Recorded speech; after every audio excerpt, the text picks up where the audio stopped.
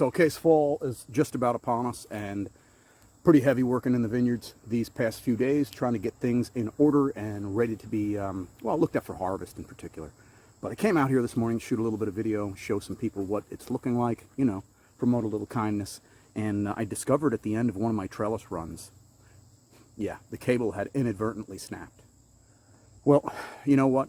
When the vines get as heavy as these guys do, because there's so many grapes on them, and because the cordones are long and they're vast, there's a lot of weight on these ends. There's a lot of tension on it. It is a high tension system. And what I want to do for you today is show you how we correct a broken anchor at the end of the trellis using this device right here. You see the end of it? Hopefully y'all can see that. It's what they call a hexagonal.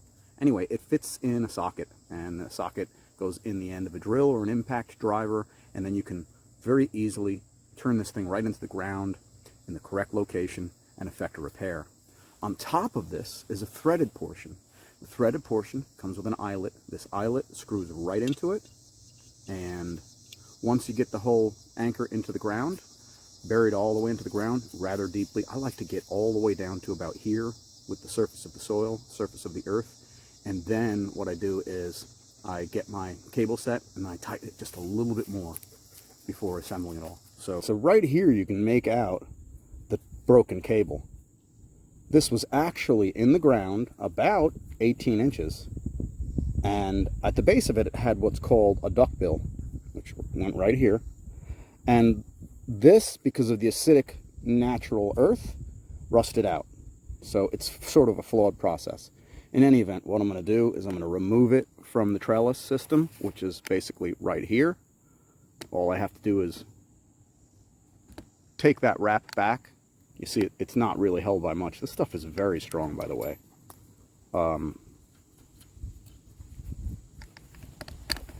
There we go. So I straightened it out, and then this basically just falls on the ground just like that. All I had to do is basically open up that wire that was cinched around the original anchor. You can see the fold right there. And I'm going to try and do my best to straighten this out. There's enough length here to run this back through the new anchor and fix it in its new location. I'm going to put it pretty much in the same place that the old anchor was, but it's going to take just a little bit more leader to make the connection. Make sure my German Shepherd's got my back.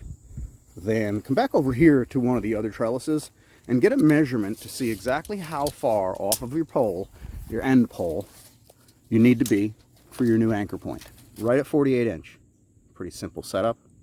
All right, so we're going to do the same thing. We're going to come straight off the tail section of this next trellis, which is the end post. And 48 inches puts us right about here. And that looks like a good spot for me. Eyeballing up to make sure that it's in direct alignment with the trellis. Following it straight down to that location where all those ants are. And that's why I usually probe the soils. All right, the ants can't do anything for this device I have. This connection works just like this. Make sure there's no dirt in the end. If there is, blow it out, tap it out. Connects right to the end of your ground anchor. You just go right back to that little location where you had the 48 inch. Set it down. One thing that I do like to do is you can go straight down into the ground, but I'm going to give it just a tiny, tiny little bit of angle, okay? Tiny little bit of back angle opposing the direction of force that's being impacted on it by the trellis and the weight of the grapes. We're just going to start to dig that hole down. The ants are going crazy.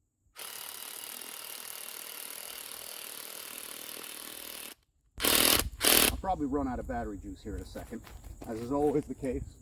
I brought it back up.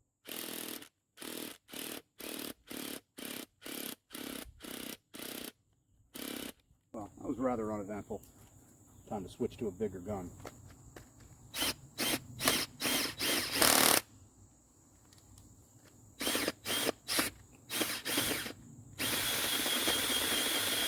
The problem that we have is there's a lot of rock in this earth. So if it finds a rock and it can break a rock, we can go further. If it doesn't, it's going to be a long day.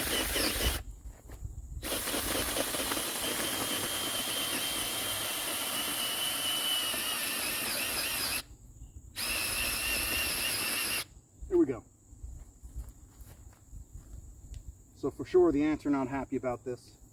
I'm going to go ahead and use this protective wire cover, PVC, to move the dirt away, revealing the top of the anchor point. I think we're going to go a little bit further.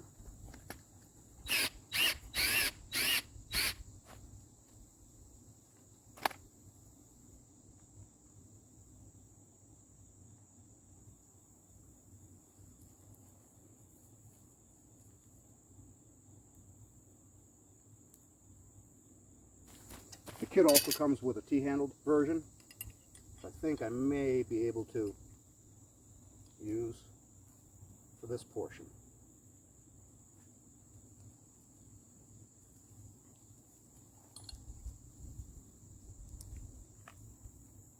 Wow, and there we have it. We have actual pretty good alignment.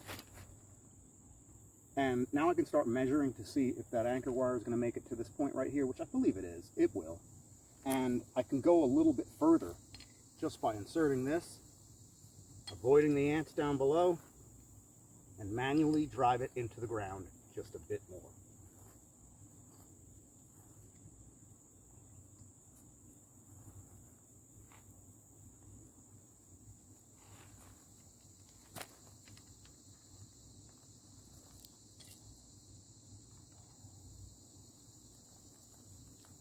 Okay. The nice thing about these anchors is you can actually remove them later on if you need to, provided you don't get too much dirt and you don't get this part frozen onto the other end of it. You can unscrew this, remove the dirt, unscrew this, and then put your screw gun or your drill or your driver back on there and do it in reverse. All right, so here we go. You can see here we do have enough, but I'd be willing to bet that my trellis has also collapsed in that direction because of the weight that's on it. So what I'm going to have to do is I'm going to have to actually put some tension on this and pull it in this direction with another tool to get the whole entire trellis straightened out, and then I can insert the cable. So this can be tricky. If I go to bend it out and it snaps, we'll be out of luck and I'll have to replace it. Basically try to do this as gently as is possible. Hopefully this makes the reel. And okay, that worked out really well. And once we have it like that, it can be fished right through. And now I can actually apply some tension to my last end pole, pulling it in this direction with a ratchet strap or with some other pulling force. Some people can use a come along. I'm going to see if I can do it with a ratchet strap. Check it out. You can see I installed the ratchet strap with the ratchet mechanism down low. That's what allowed me to get the top essentially wrapped with the hook on the ratchet strap, and then down I utilized the hook on, you know, right where the ratcheting mechanism is down there on the bottom. And I made sure that the little S hook that's on there, hopefully you can see me pointing to it, is well enough out of the way of the tensioning cable, because when I go to fold that tensioning cable over, that's basically it. It's done. It's a wrap. You don't get a second chance. So you're going to get the tension on your ratchet strap.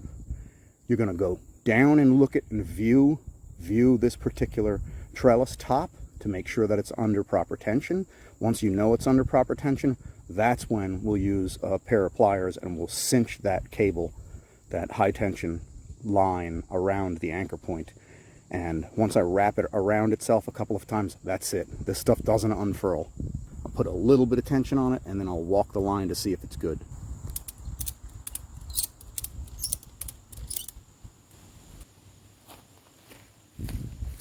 All right, so let me mention a couple of key points of interest, you know, some things that are just simply important. One of the reasons why we switched over to using these screw-in type anchors is because they were easier for me to get my hands on. I could get entire packs of them to do, you know, what I need to do without breaking the bank. The duckbill anchor system is a great system for using for trees because eventually, even though the wire is supposedly rust-free or contains something in the stainless realm, it's not. It breaks rather easily. Those anchors were only in there for a few years.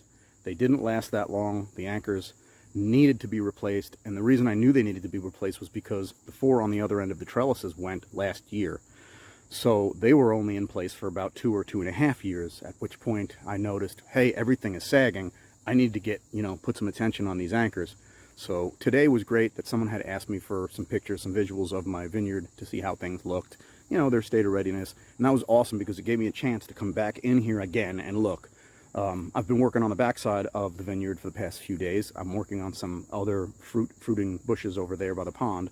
And I really took my eyes and attention off of this, but it's really kind of critical. You know, one of the marks of a successful grower is they go out and they check their crops. They go out and they check their trellises. They check these things. And while it's only been a week or two, it was a week or two too long, because the last time I looked at these, the last time I applied compost tea to them, the last time I managed this, maybe pulled some of the weeds, everything was intact. A simple kick of the wire as I walk by. It's got a protection, a sleeve on it. You know, I mentioned that earlier in the video. I use a piece of PVC to protect it. It basically highlights it. It's white. You can always see it. Even if there's 6 inches of snow on the ground, you can still see it. So, you know, it gives you value and gives you purpose and helps you to keep things organized better. So today when I walked by and kicked it, there was no resistance, and it was one of those moments where you go, I guess I'm gonna have to work on that a little bit. But here we are in that position again, and you know, we're putting tension on it. I'm gonna put a little bit more tension on it. I'm gonna check it another couple of times. I really want to make sure it's just right before I go ahead and cinch it into place. And that's basically what this is. It's a very simple process. You don't need a lot of strength. If you use leverage and other forces. Hey, you, German Shepherd. My guy came back. If you use leverage and you use things that give you a mechanical advantage, like in the case of cinching the wire over, I'll use a pair of heavy-duty water pump pliers or something like that. I want it to be a good, crisp cinch. If it's not a good, crisp cinch, you know, it might have the tendency to slip or move a little bit. And I'm pretty sure, if I recall correctly, that these particular high-tension lines will hold something like 20,000 pounds of weight, and that's way more weight than the anchors can hold. It's way more weight than probably the entire trellis assembly can hold. You know, if I got 20,000 pounds of grapes on this, something's going to give. It won't be the cables, but something's going to give. And we, generally speaking, we don't do that much. I've mentioned in the past, what we're looking for is roughly 200 pounds of grapes per plant. All right, this is not something that's unfathomable, folks. It really is. It's 50 pounds per cordon. And, you know, with 4 cordons, and if you get out there early enough to take your harvest before the deer get half of it, you know, you're going to get a pretty healthy crop. In this year's case, I'll probably get 100% on some of them, but I won't get 100% on all of them because the deer are already mingling in my vineyard. So I'm going to go ahead and finish this up, and I'll show you what it looks like when it's completed. I'm going to go ahead and grab my pliers and do my best to cinch that around. You'll see how simple it is.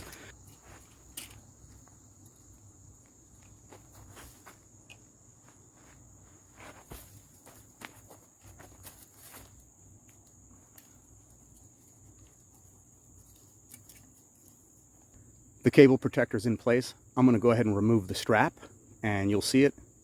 What I did was I made my cinch, and then I pulled the cable out, and then I put the cable protector back on. It doesn't deform anything.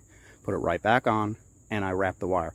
Now I'm actually able to remove this strap, remove the ratchet strap, and I'll install the tensioning device that you can see lying on the ground.